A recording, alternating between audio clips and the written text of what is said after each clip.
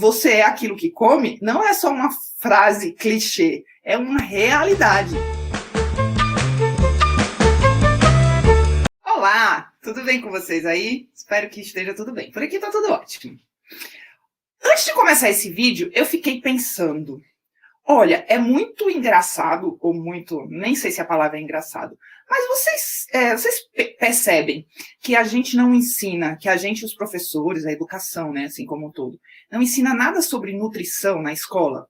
Que a gente vê tanta fórmula matemática, que a gente vê tanta coisa para decorar e para aprender, e a gente nunca fala sobre a alimentação, sobre o quanto a alimentação interfere no nosso aprendizado, no nosso foco. A gente não aprende a ler rótulo, a gente não aprende a saber quais são os melhores alimentos para a gente se sentir melhor, para a gente ter até foco, até melhor aprendizagem.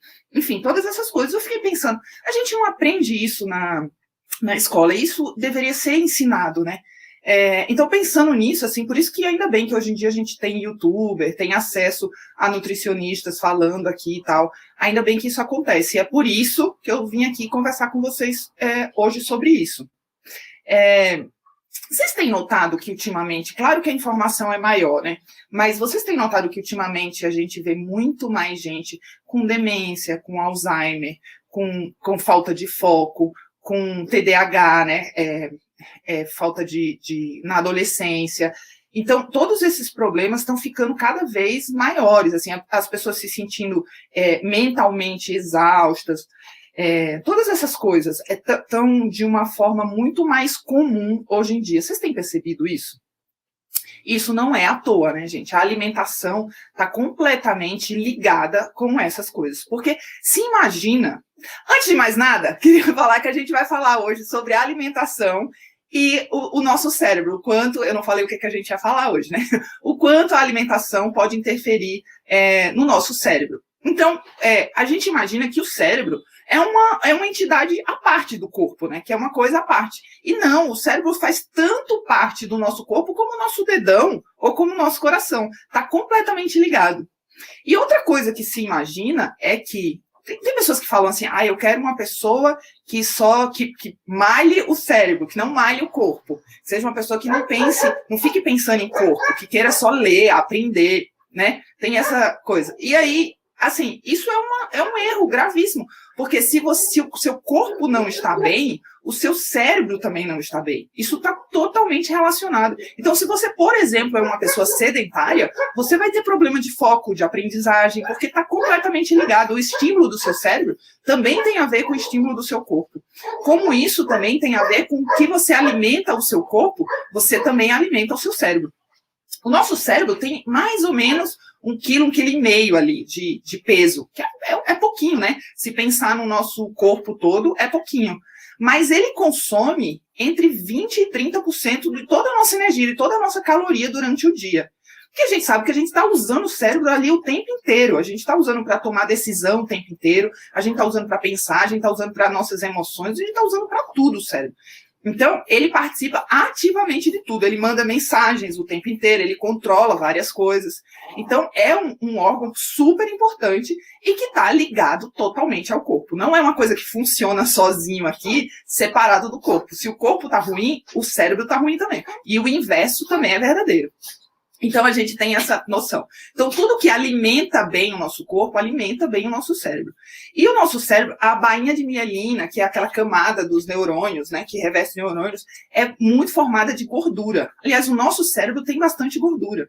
Então, vamos pensar, antigamente se imaginava que o cérebro só usava como energia glicose. E hoje em dia a gente já sabe que não, que um excelente alimento para o cérebro é o que é o fruto da quebra da gordura, que é corpos cetônicos.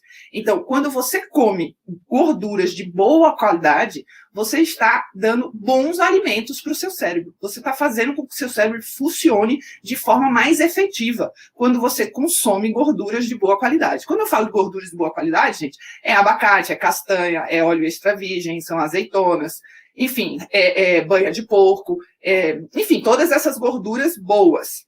Eu não falo de óleos vegetais. Quando eu falo de óleos vegetais, geralmente aqueles óleos canola, girassol, que vem em plástico, que também é horrível, porque pode até ter transmissão de alguns componentes plásticos para o óleo. Todos os alimentos industrializados que vêm em óleo, que vêm em embalagem plástica, a gente corre esse risco de ter a absorção, principalmente por causa da gordura, né? Ele é um transportador de alguns elementos ali daquele plástico e a gente consome. Então, se o nosso cérebro ele funciona muito bem com gordura, é ótimo que a gente se alimente de gordura boa, para o nosso cérebro funcionar da melhor forma. Tem uma historinha assim, que nos anos 50, acho que 1956, no Japão, alguns gatos começaram a ter uma reação esquisita, eles chamaram que os gatos estavam dançando, mas na verdade os gatos estavam tendo convulsões. Depois de algum tempo, começaram crianças a ter convulsões. E depois de muitos outros tempos, adultos também começaram a ter convulsões. Foram estudar, naquela época não se sabia muito bem o que era e tal. Depois de algum tempo se descobriu que, como no Japão eles consomem muito peixe, se descobriu que os peixes daquela região, era um lugar pequeno, eu não vou lembrar o nome, tá, gente? Mas dá um Google aí que vocês descobrem. Que os peixes daquela região estavam contaminados com mercúrio, que uma indústria local, próxima, colocava seus dejetos no rio, e aqueles dejetos continham mercúrio, e aquele mercúrio passava para o peixe. E aí o peixe era consumido pelos humanos, e os humanos começaram a desenvolver uma toxicidade que causava aqueles sintomas. Então, hoje em dia, isso começou lá, né? Ainda hoje em dia, a gente sabe que a grande parte dos nossos mares, infelizmente, está contaminada por mercúrio e outras substâncias, inúmeras substâncias que são jogadas no mar. Então, já se diz que grande parte, ou até totalidade dos peixes selvagens, tem uma porcentagem de mercúrio dentro deles. Ai, Má, então eu não vou comer mais peixe, pelo amor de Deus. Não, não estou falando isso, eu estou falando que... E tudo é assim, né? Quantidade. Existe uma porcentagem de mercúrio nos peixes selvagens. Mas isso se você come peixe várias vezes no dia, todos os dias. A toxicidade vai ser maior. Mas se você come peixes, e geralmente essa toxicidade, esse acúmulo de metal dentro do peixe, acontece mais em peixes de grande porte.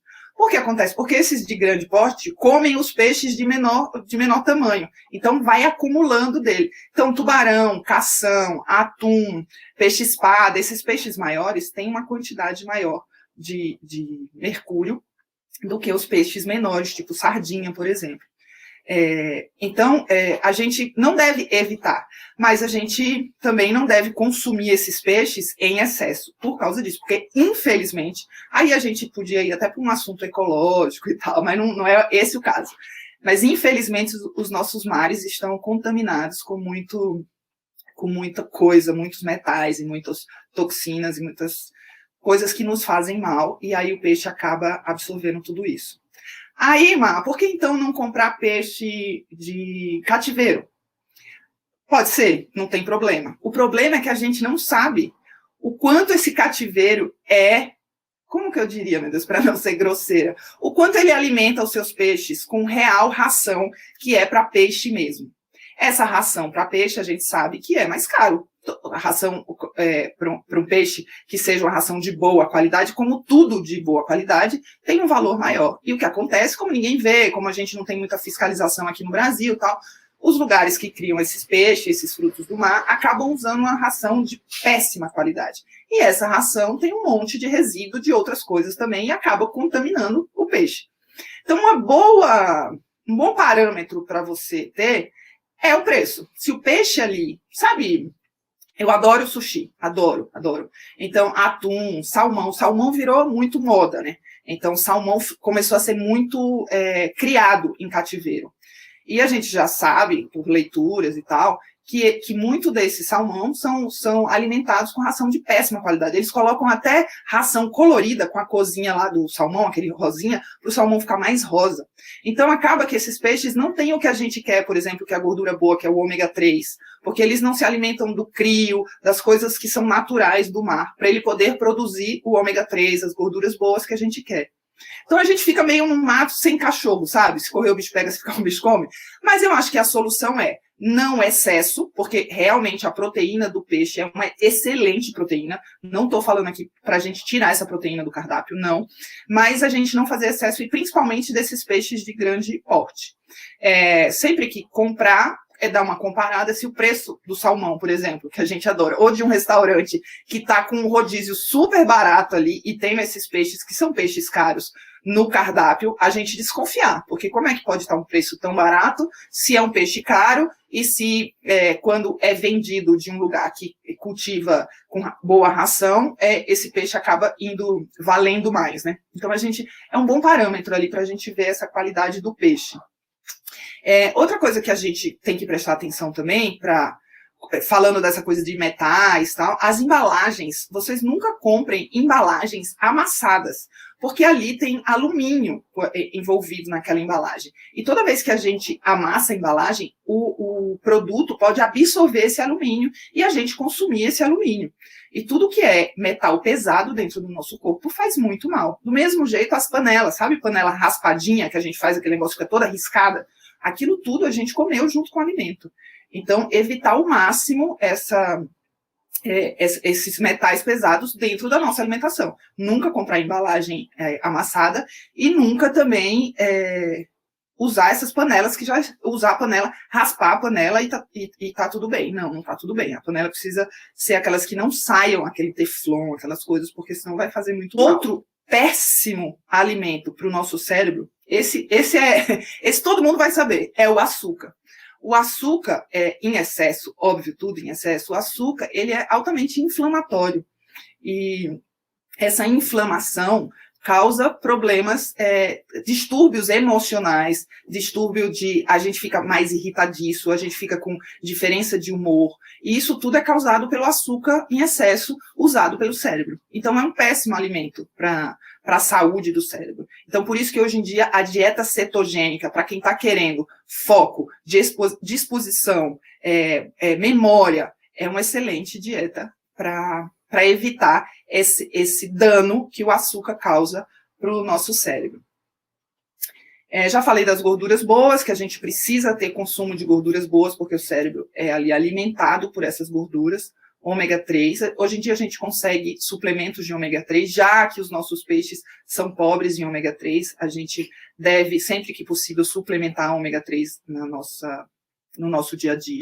Um excelente peixe, eu acho que eu já falei, um excelente peixe é a sardinha, é um peixe de baixo custo, não é um peixe caro, não é um peixe que não é um peixe grande, então ele não acumula metais pesados nele, e só tomar cuidado para quando for a sardinha em lata, para não ser nesses óleos vegetais que fazem muito mal, que também inflamam o corpo e acabam inflamando o seu cérebro, para não ser sem óleo extra virgem, azeite extra virgem, e a lata nunca está amassada, tá? Se comprar no óleo, sendo aquele outro óleo, os óleos ruins, despreza o óleo e dá uma lavadinha na sardinha para não consumir esse óleo. Isso tudo que eu estou falando, gente, a gente precisa entender que o nosso cérebro é um órgão vivo, né? Acontece neuroplasticidade e acontece neurogênese, que é a neuroplasticidade é o quanto a gente consegue aprender novas coisas, criar novas conexões.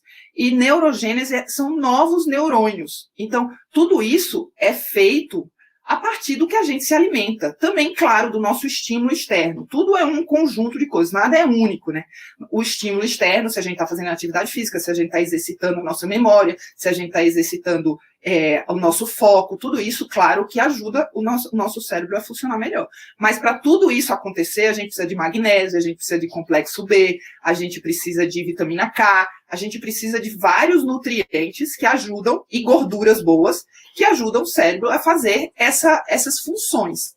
Então, se a gente tem uma alimentação pobre, a gente acaba tendo um cérebro pobre também. Então, a gente precisa fazer as duas coisas, se alimentar muito bem e ter o estímulo externo para o cérebro nunca parar, né? Parar no sentido de não aprender mais, não ter essa neuroplasticidade e essa neurogênese, que é o que a gente quer. A gente quer envelhecer velhinhos saudáveis, velhinhos reconhecendo filhos, sabendo onde é que tá, sabendo que ano tá, sabendo tudo. Não essa coisa que a gente vê mais e mais por aí, que são as pessoas envelhecendo sem lembrar das coisas, que é muito triste. Outra coisa que a gente pode falar que faz muito mal para o cérebro é o álcool. O álcool também é um destruidor de neurônios. Claro, de novo, sim, em excesso. Não estou falando que tomar uma tacinha de vinho no final de semana vai deixar você sem neurônio, mas eu estou dizendo que o excesso de álcool é um destruidor de neurônios e também ele dificulta a sua memória, dificulta o seu foco, vai te trazendo todos esses prejuízos, se é de costume rotineiro e se é em excesso também. Então, metais pesados, açúcar em excesso, álcool, gorduras ruins, que aí, se eu falasse em gorduras ruins, eu estaria falando em quê? Em gorduras trans, né? Essas gorduras industrializadas, aquela gordura da margarina, aquela gordura dos produtos ultraprocessados. Então, é muito importante que a gente aprenda a ler rótulos, é muito importante que a gente aprenda, leia os ingredientes, leia o que está ali, leia o que vocês estão comendo quando vocês não estiverem comendo alimentos naturais. E essas informações que a gente tem, que eu estava falando lá no começo, que ninguém ensina na escola, né? Ninguém ensina na escola, por exemplo, que alimentos tem, não sei se vocês já viram isso, mas tem assim, queijo tipo brie. Vocês sabiam que quando tem queijo tipo brie, não é um queijo brie? É porque a legislação brasileira, ela dá brechas para várias coisas. E aí ela consegue dizer que uma porcentagem daquele queijo, uma pequena porcentagem daquele queijo é brie e o resto não é. E a indústria pode colocar queijo tipo brie. E você vai lá e pega e lê queijo tipo brie. Você acha que é um brie e você compra. Do mesmo jeito tem outros alimentos, não sei o que, tipo não sei o que. Não está vindo agora na memória. Mas tem vários alimentos que têm essa conotação tipo. E não é aquele alimento. Então, a gente entender isso, saber, se informar. A alimentação, a gente tem que tratar a alimentação com muito carinho e muito conhecimento também. Eu sempre falo aqui nos meus vídeos, a alimentação não pode ser uma coisa secundária na vida de vocês. Tem que ser uma coisa primordial, vocês têm que levar a sério a alimentação de vocês. Tem que se informar, tem que buscar saber, tem que realmente saber que aquilo vai fazer a diferença de quem você é. Você é aquilo que come, não é só uma frase clichê, é uma realidade. Então, eu espero que esse vídeo tenha ajudado vocês, tenha esclarecido algumas coisas, tenha ajudado de alguma forma. É para isso que a gente está aqui, para informar, para ajudar e para esclarecer. E fiquem bem, comam bem e a gente se vê no próximo vídeo. Tchau!